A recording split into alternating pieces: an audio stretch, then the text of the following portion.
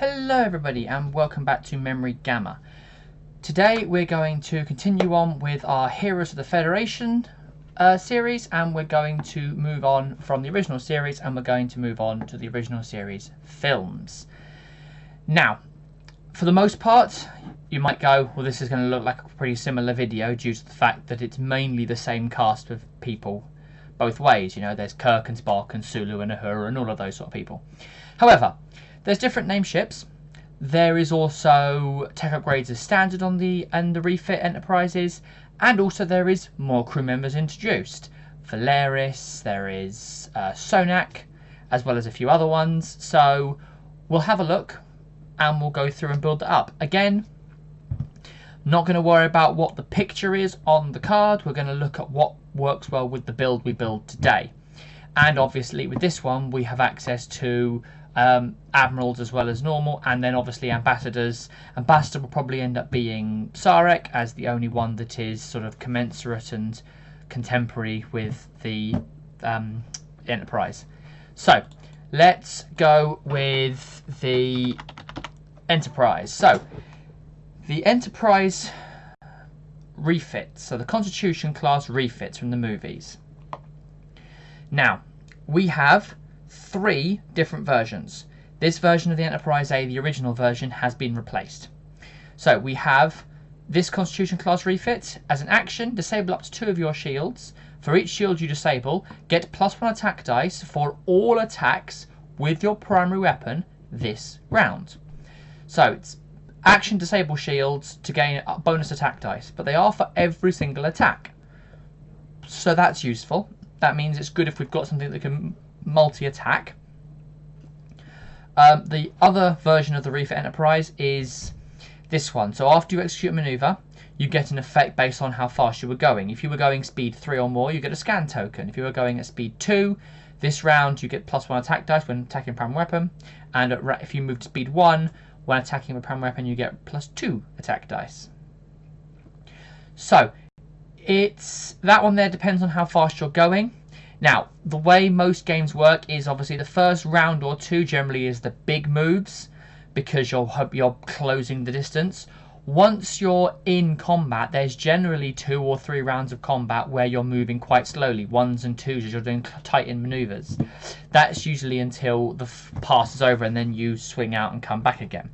Now, of course, that's not a hard and fast rule. If the other person has bought sensor echo shenanigans or extra maneuverability, they might be able to move in, attack, move out of range, and then you're constantly having to try and play catch up. The final Enterprise, the Enterprise A, when attacking, if you've got a scan token, you get an extra attack dice, or +2 if the defending ship is cloaked. There is also a planning phase ability. There's a lot of text here. What it says basically is that if your captain has a unique Federation Elite Talent upgrade, you can discard your current unique Federation Elite Talent and equip a different unique Federation Elite Talent that costs 4 or less, that's not already in your fleet, to the captain. And if there are any tokens on that one, then you move them over to the new one. So, for example, if you had Legacy of the Name, and you go, I don't need it anymore, I don't want it, I want something different, you swap it out, put a new one in, and the new one would have however many time tokens were on Legacy of the Name when you discarded it. So, there is something we can do with that, and I am going to be using that ability in this build, just to sort of showcase it and show what you can do. Well, we'll have a look at it at the very least, because there's some abilities that you can use for fleet construction and an elite talent that once the game started, they're not amazingly useful. So we're going to go with the Enterprise A. Now, Captain of the Enterprise A, we have several options. We have Will Decker, who is the captain. I know he's not the captain of the A, he's the captain of the refit Constitution class from the motion picture, but he is a captain in this era. I'm going through all of these because with my previous video with the TOS series ship, I did neglect to mention Captain Christopher Pike. Simply because the ability that he has gives a discount to all Federation crew upgrades, which is what the Kirk that we chose also has, as well as Kirk doing more. So, but he is also a viable option for the original series. So this is Will Decker. During the modified attack dice step, you may destroy one of your shields, active shields, to add a crit to your attack roll. Now that is not bad by any stretch. Yes, you have to spend a shield, but there are ways that we can get shield repair. And you get to destroy one of your active shields to add 1 crit to your attack roll. That's nice. So you can roll your attack dice. I mean, at Enterprise A, you've got a scan token. You're rolling bonus dice against cloaked ships. You can destroy a shield to add a crit, which is just more damage going through.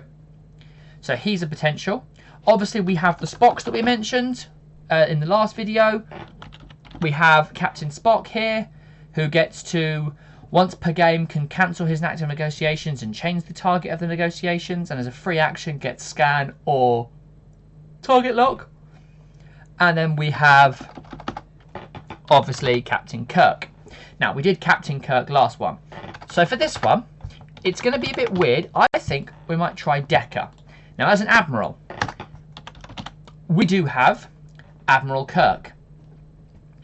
Now, there are 2 versions of Admiral Kirk. There is this one, which is the Admiral side of the upgrade disabling captain. So, +2 skill, talent slot, 5 points. This guy here. Now, this is the new version of Admiral Kirk.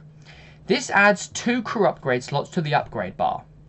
And when you're defending, if you're within range 1 to 2 of a non-minefield obstacle, so that's a planet, a asteroid, a mission-specific obstacle, anything like that, then you get an extra defense dice.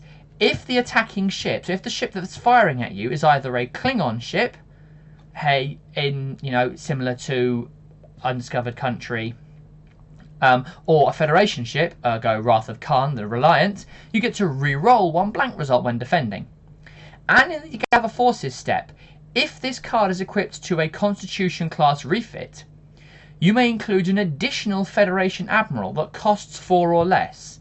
They may not be on the same ship, but it means you can have Captain Kirk or Admiral Kirk on this ship.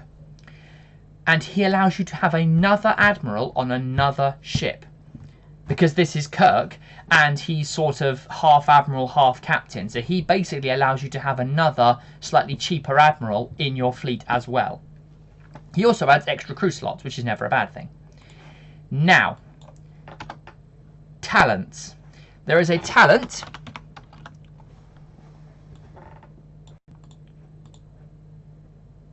where we are going to go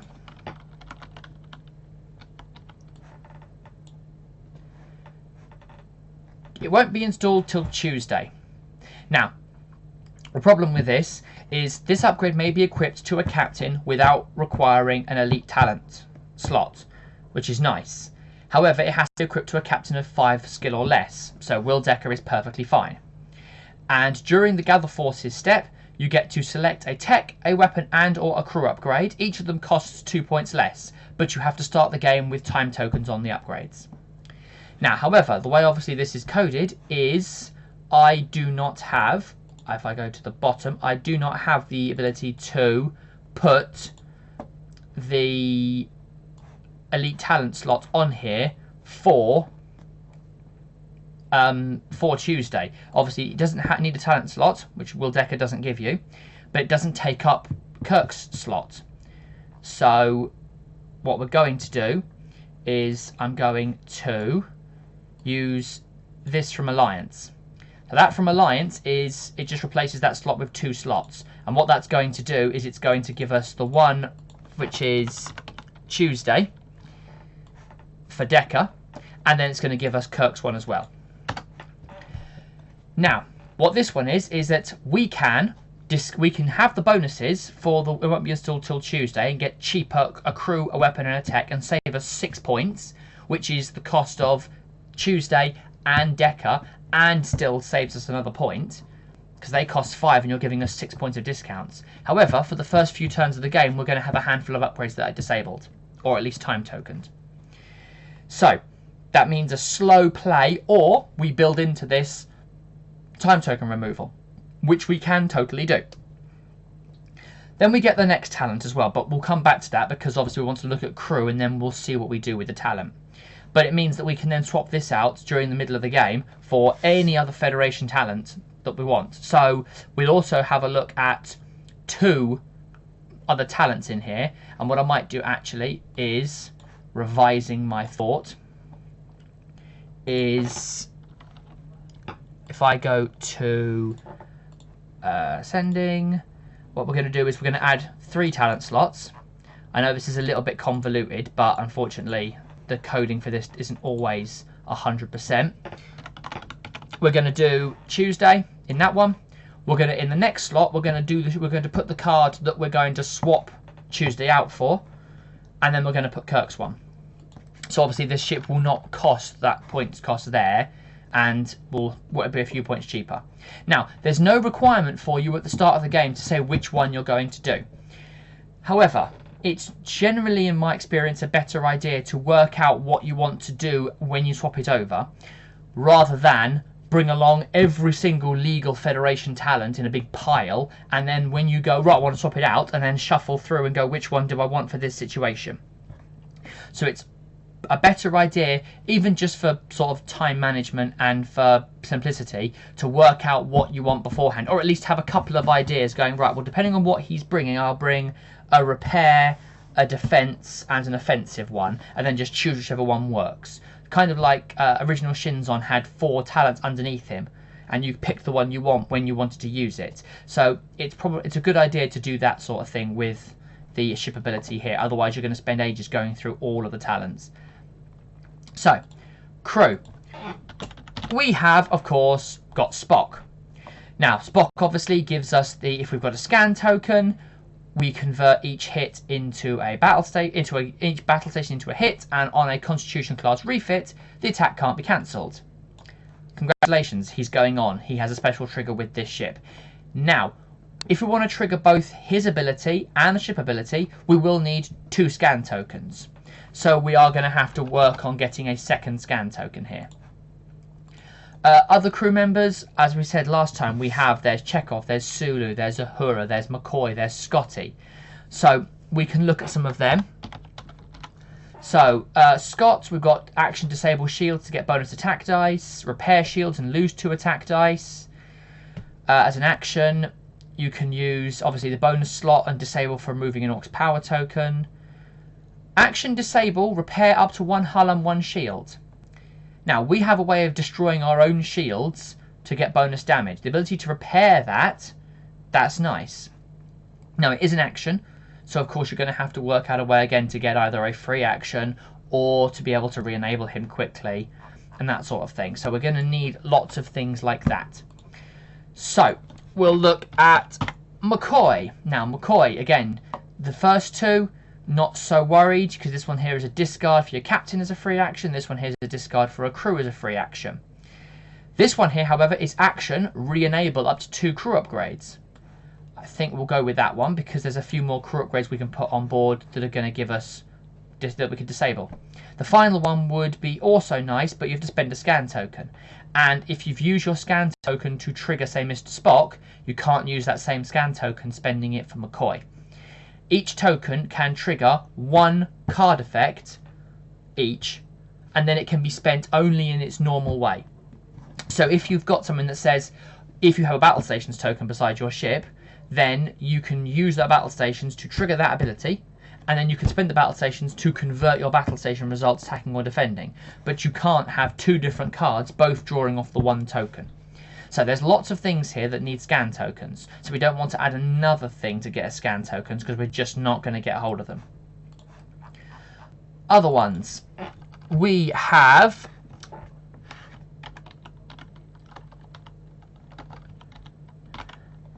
Lieutenant Valaris.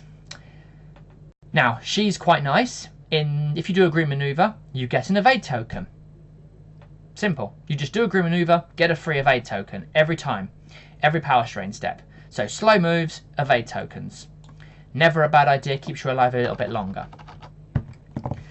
There's also Sonak. This is whenever you would repair any of your shields or hull, you can disable this card and place 2 scan tokens on your ship instead. Now, this is whenever you would repair any. So, if you were to go, for example, Scotty, action disable, repair a hull or a shield. You can't repair one shield with him and then use the hull to trigger that. It's the when his repair would trigger, you don't repair anything and you get 2 scans. But that could be a thing.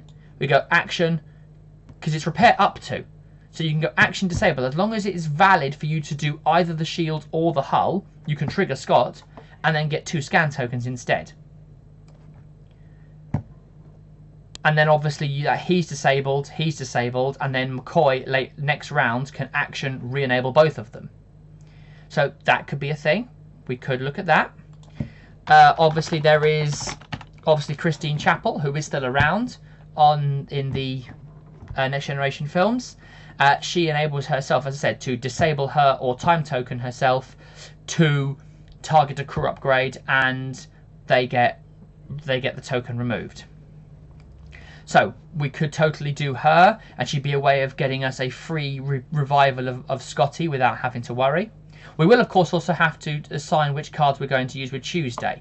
Since Scotty is a repair card, if we make him that, then it means that we can't use him for the first few rounds. But again, for the first couple of rounds when we're manoeuvring into position, we're probably not getting shot. So that's probably the better one. Now, of course, we could, if you really wanted to, with Chapel, start off the game, you put 3 time tokens on Scott. Then in that first planning phase, you could immediately disable Chapel to immediately bring Scotty out of time token. Again, that's not a bad idea. It is a way of using it. We could do that, and that gets Scott going from the get-go. And of course, you could disable her to remove his time tokens. And then, when you've used his action, you've got McCoy, who enables you to, for free, re-enable as an action. Not for free, but obviously he does an action to remove 2 disabled tokens. He can then re-enable Scott and Chapel. And then that gives you 2 uses of Scott in a row, thanks to Chapel. So, it's a bit of a long combination, but again, it's potential. Now, of course, we can look at some other people. Ahura, which is you can make them discard tokens, bonus captain skill, removing a token from the enemy, changing your maneuver. That's all possibilities. Sulu, so Hikaru Sulu, we've got the sensor echo, we've got the bonus agility, red maneuver, disable rather than putting an Orc's power token beside your ship. That, again, could be an option, because then we can do our hard turn, disable him, still get to act. Or we've got the action for the bonus, the bonus defense dice. So, there's lots of options. However, you may say, obviously, I haven't got the ability to do 2 scans here. So, what we might do is if we take Chapel off, then we also don't need McCoy, because McCoy's only mattering if we're going to bring lots of disabled crew.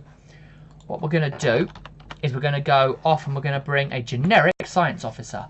Action, 2 scan tokens. So 1 for Spock, 1 for the ship ability. Because now we're rolling an extra attack dice and we're getting battle station to hit conversions. As well as, because those scan tokens are being used to trigger those 2 abilities, they are also still scan tokens. And so therefore will still make the enemy roll 2 less defense dice. And our final crew, we've got some. Now this is where I'm going to go through the ascending and we're going to just have a quick look. So these guys are all Next Generation era. So Sonak is a possibility. When we do Scotty, we could get bonus scan tokens if we wanted. You've got Sarvik, who we have to use the correct Sarvik, because Sarvik's got 3 different versions, a 1 point, a 2 point, and a 3 point. She had originally a 3 and a 1, and then they've combined them to a single 2 point. So there is, from this era, we also have people like Lojor or crew member Tuvok. These are both from the TOS movies, from Undiscovered Country. They are crew on the Excelsior. However, they do have potential. They are both disabled. So if we're going to bring them, we might want to look at, again, bringing back McCoy. Rather than Valeris, we could bring back McCoy instead of these two. Janice Rand. Now, she's an interesting one. Whenever you perform the action on your Federation Elite talents, you can disable her to have a Battle Stations token. So that is quite nice. So you do the action on the talent and you get a Battle Stations token. Now, that is any action. So if you've got Legacy of the Name, for example, you do the action on Legacy of the Name, you get a Battle Stations token from Janice Rand, and that's all still free stuff. So, potential. Could bring Dremora Sulu, who is obviously Hikaru Sulu's daughter. Ilya, you don't skip your perform action step when you crash into other people. Here she is, Sarvek.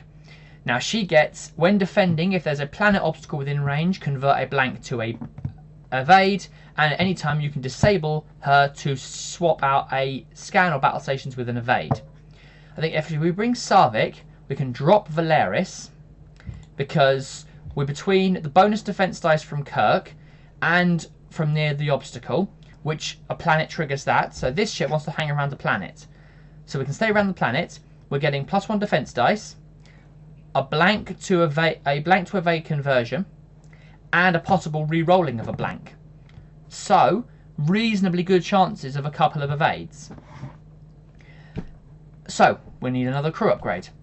This is where we're going to be. This is going to be a bit of a longer video. As I said in the previous ones, the later we go in the era, the longer they take because the more crew there are. So we could have said crew Tuvok disabled for a scan token, but again he's a disabled, so we'd have to find a way of re-enabling him without actions.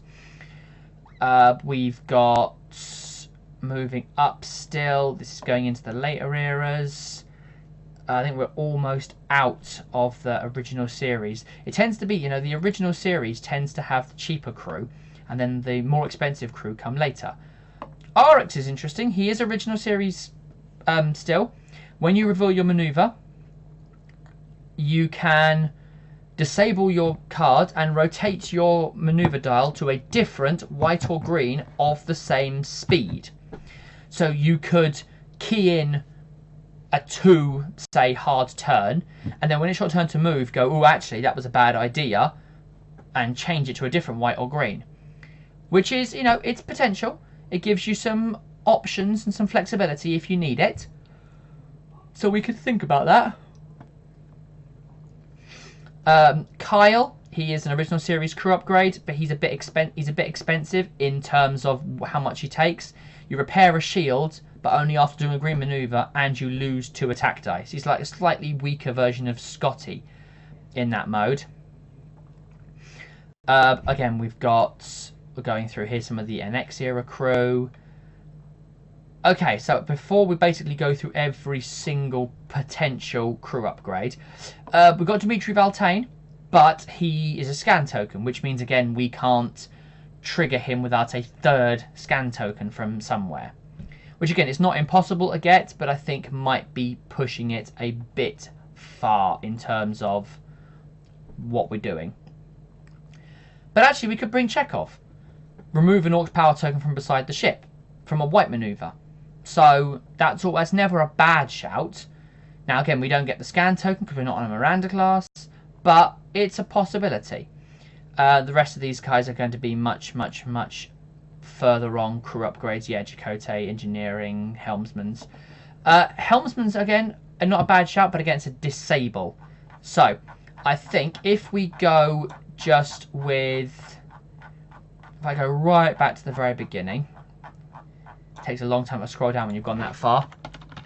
If we go with Valeris, so we actually put her back on, we go for a defensive.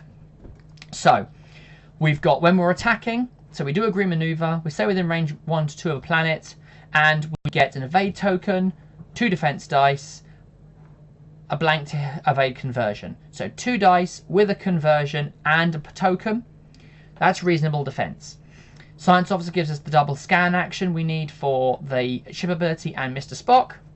Now we've got a tech slot and a weapon slot. Now, there are several options we could do with these. Now, this is when attacking. This is whenever you attack. So this isn't primary weapon. So this is not requiring us to stay locked to a primary weapon shot. We could do a torpedo shot. But of course, we would have to then find some way of getting either a target lock or a weapon that doesn't require a target lock to fire. Now, a dorsal phaser array is not a bad shout. It only gives us 3 dice, range 1 to 2, 360. However, it does give us a 360 fire, and also with a scan token, it's 4 dice 360, or 5 dice if the ship is cloaked. And if they're cloaked, they're probably going to be able to get behind you. However, this one is 4 points because it's the one that's variable based on that. If we're going to do that, we bring along the dorsal phaser array from Alliance. It's 3 dice, range 1 to 2, 3 points fixed. But of course, we're going to first of all go Tuesday, and then obviously Tuesday in the tech as well. So the weapon we bring, so the dorsal, is not going to come into action for a few turns, but it only costs a point. And then we've got a tech upgrade. Now, there's lots of things here that we could do. Astrometrics, it's not exactly era specific, but it's a nice thing to do when you perform a scan action, but we're not doing the scan action. Metaphasic sweep gives us a one-time target lock even if they are cloaked. We don't need impulse upgrade because the ship already has those maneuvers in green. Nav deflector is useful if you would crash into something. Tractor emitters or transporter room are only useful interacting with other ships. Improved hull plating is not a bad shout. Gives us just a you get to down convert an enemy crit to a hit when you're defending. Impulse efficiency works basically as a 2-time token Pavel Chekhov. You can remove an Orc's power token on a white maneuver. Graviton telescope, again, scan token. It's really nice, but we don't have a 3rd scan token to trigger it with. Genesis effect. Now that's very original series movies. Now that's then also a free. Now this gives us a 5 point up to a 5 point crew upgrade for free to hide underneath here. So, who could we bring? Now this is where we look at what could we bring here. So we've got a science officer. That's our action. Valerius is a passive, just gives us the thing. Mr. Spock gives us the conversions. Sarvik is the defense. We've gone very defensive. We don't want another action, so we want someone that does something else. So we could have a look at. We could do Sulu for the red maneuvers, not placing the York's power token. We could go for who could we go for? We could do Uhura and bring in the bonus captain skill for a disable, or the getting rid of enemy tokens. Problem is all of the Uhuras are discard or disable. None of them are passive sort of effects. Sonak is again not a bad option. Or we could have, who else could we have? Here's one we didn't do last time. David Marcus. Now, David Marcus being under the Genesis effect is quite iconic in some ways. Obviously, Kirk's son. If a crew upgrade would be discarded, discard him instead. So he protects one member of the crew. So that is from anything. So it could be an effect that you bring that says discard a crew upgrade. It must be him. If it was a case of discard this crew to do something, you discard David Marcus instead. Or you can discard him to add an evade result when defending. I quite like that. That's I know it's not the most effective, but he's free at this point, and it's a free one-time crew protection for them sniping out someone important. Now, Sergeant Construction. Again, nothing is actually really appropriate because it's not a Fed prototype, it's not a domain retrofit, it's not an NX, and ablative generator is later. This is Kirk's slot. So, Kirk has got a talent slot. Now, we'll have a look. We will have a look at the talents, and then we'll have a look at what we might want to swap out. It won't be installed till Tuesday. 4. So, we're looking at just this ship on its own, in a vacuum, as it were. So, it's not going to be helped by anybody else. This is the one ship against, say, Chang's Bird of Prey before the Excelsior shows up, or against Vija, or something like that. or the Kobayashi Maru test, for that matter. So, prefix code, disabling shields on an enemy ship, but it's an action. Make it so. It's a 5-point card that means you get to disable, instead of disabling something, you can discard this. That's a really expensive way of stopping you from doing that. Fire at will doesn't matter. We didn't bring any weapon upgrades. Well, we did. We bought the dorsal phaser array. So we could do fire at will, and it would make 1 primary and 1 dorsal phaser array attack. Both are at -1 dice. However, if you've got a scan token, you get +1 dice. So it sort of cancels out. But 2 3-dice attacks at 2 different targets. Not 100. Not brilliant. What else? Could do self-destruct sequence. It's very Kirk. You can't attack this round. At the end of the next activation phase, after everyone's moved, destroy your ship and roll a number of attack dice equal to your hull to damage every ship within range 1. Those ships roll no defense dice and you can't use cheat death. So, you go, action this. I can't attack this round. Next round, you do your movement as normal. After everybody's moved at the end of the activation phase, then you blow yourself up and everything at range 1 goes fatum. Nah. Again, it only does 4 dice, even if you manage to get someone in range 1. Now, sacrifice is an interesting one. Before rolling the dice, you may discard this upgrade and disable your captain in order to choose the results of any 2 dice. These dice cannot be rolled for the remainder of the attack. Basically, it allows you to either set 2 evades or 2 crits.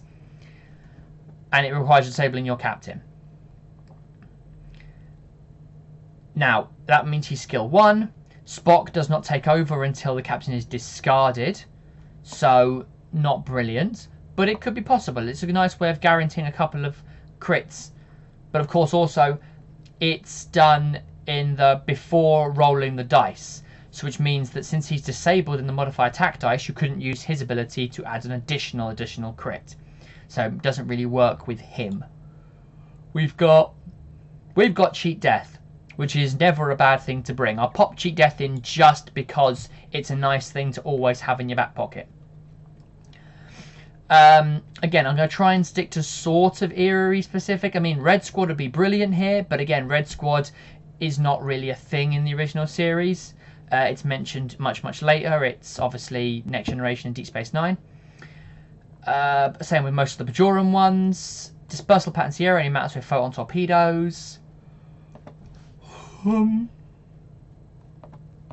Computer analysis is an interesting one.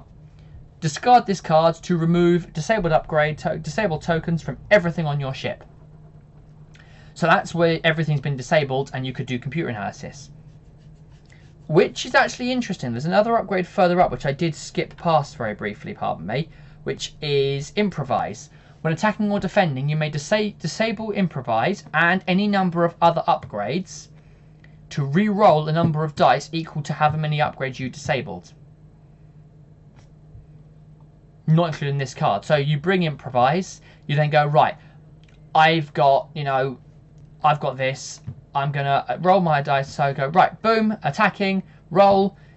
Oh great, okay, I need 3 re-rolls because I've got 3 blank results and I can't do anything with them. Disable Improvise, 3 of your upgrades, re-roll those 3 dice, do your conversions as normal, and then in the following planning phase you can disable the computer analysis to remove disabled tokens from everything that was disabled, which includes Improvise.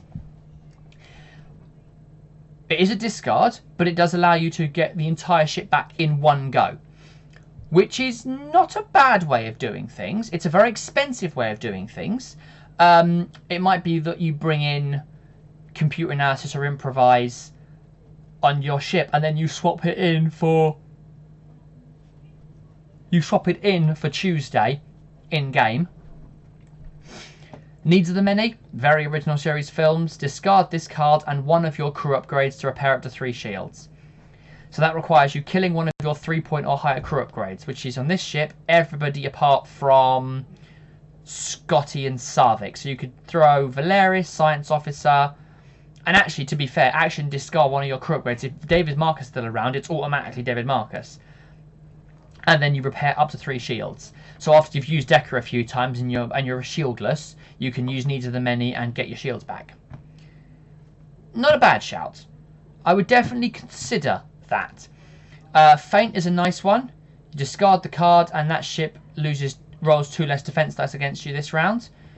Now, that is subject to rule of 3, so obviously that -2 from that, -2 from your scan tokens, caps at -3 total.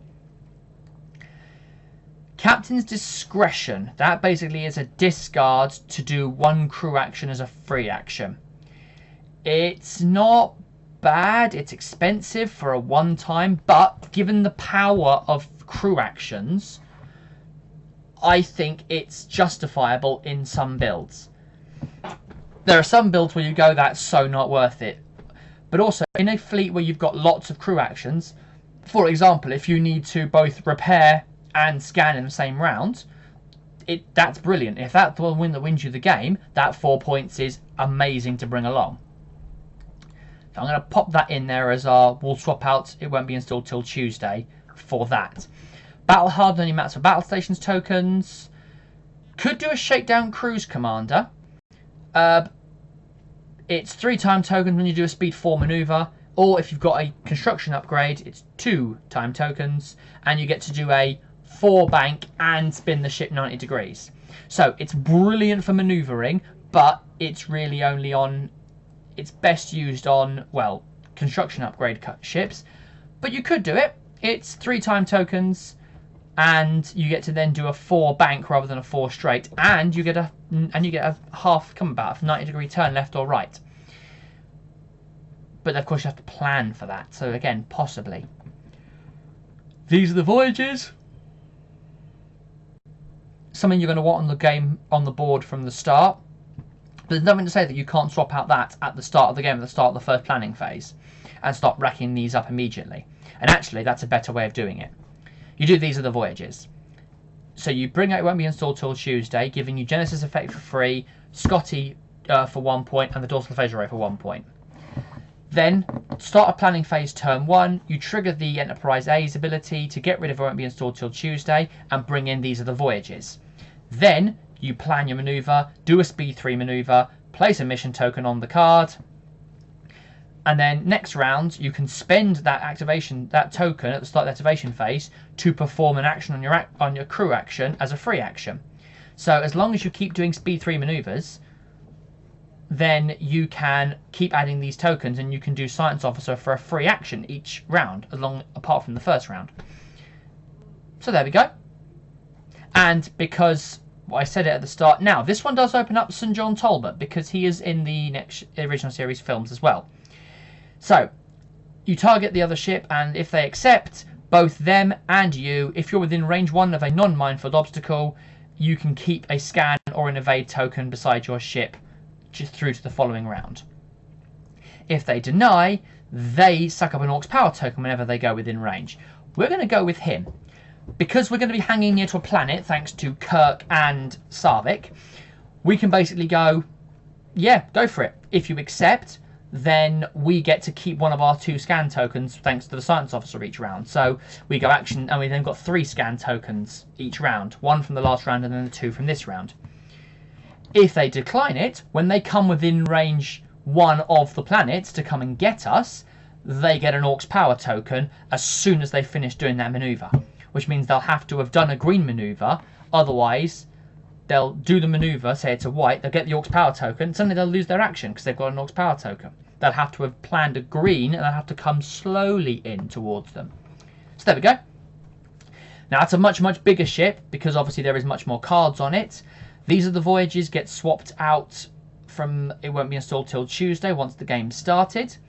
We've got Will Decker for bonus crits, we've got double scans, we've got battle stations conversions and non-cancelable hits, as well as bonus attack dice. 360 bonus attack dice thanks to the Dorsal Phaser Array.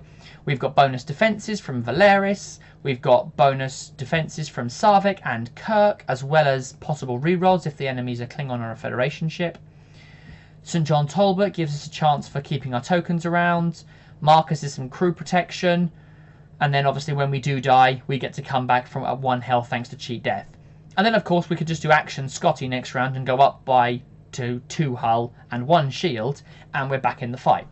I mean, not 100%, and we are only skill 3, so we're probably firing last.